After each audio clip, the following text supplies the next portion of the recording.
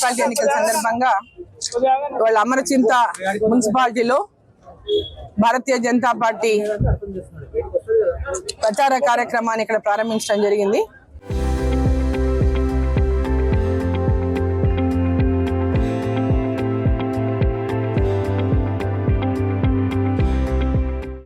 దాంట్లో భాగంగా ఇక్కడ నేను ప్రచార కార్యక్రమంలో పాల్గొంటున్నా. అమరచింతలో 10 స్థానాలు ఉన్నాయి, 10 మున్సిపల్ స్థానాలు ఉన్నాయి, 10 కౌన్సిలర్లు, 10 వార్డులు ఉన్నాయి.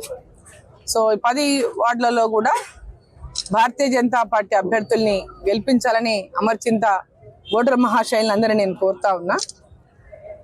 గతంలో కూడా మున్సిపాలిటీ కొన్ని 4-5 వార్డులు గెలిపించినప్పటికీ కూడా అధికారంలోకి మున్సిపాలిటీలో మమ్మల్ని గెలిపించలేదు.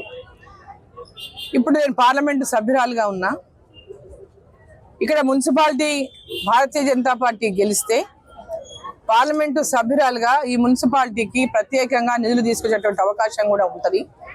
కాబట్టి అమరచింత పట్టణ ఓటర్ మహాశైలందరూ కూడా నన్ను ఏ విధంగా పార్లమెంటు గెలిపించినారో, నరేంద్ర మోదీ గారి నాయకత్వంలో నరేంద్ర మోదీ గారు 3వసారి ప్రధానమంత్రి కావాలి, అరుణమ్మ ఉంటే మాకు కొంత అభివృద్ధి అవుతుంది పార్లమెంటు సభ్యురాలు కానీ భావించారో నన్ను గెలిపించిండ్రు.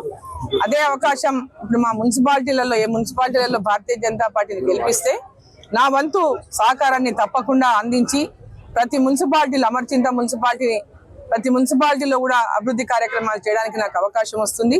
అదేవిధంగా అమరచింత మున్సిపాలిటీని కూడా చిన్న మున్సిపాలిటీ కాబట్టి ఇక్కడ ఇదివరకే కేంద్ర ప్రభుత్వం నిధులు పెద్ద ఎత్తున ఇచ్చింది. ఇక్కడ అమృత్ స్కీమ్ కింద ప్రతి ఇంటికి తాగునీరు అందించినటువంటి పథకాన్ని అందించింది.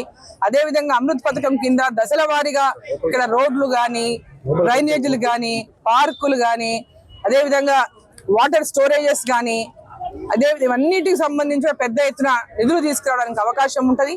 కాబట్టి వాటన్నిటిని దృష్టిలో పెట్టుకొని అమరచింత పట్టణ ఓటర్ మహాశైలందరూ కూడా మా పార్టీ నుంచి పోటీ చేస్తున్నటువంటి ప్రతి ఒక్క వార్డు మెంబర్ని గెలిపించి మరి మున్సిపాలిటీలో భారతీయ జనతా పార్టీకి అవకాశం ఇవ్వండి అభివృద్ధి కోసం అని చెప్పి సందర్భంగా నేను అమరచింత ప్రజల్ని కోరుతున్నాను. చరిత్ర సృష్టించినోడు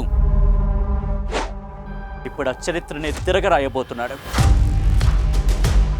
అబద్ధాల గోడల్ని బద్దలు కొట్టి నిజాలను రాగా మీ ముందుంచబోతున్నాడు.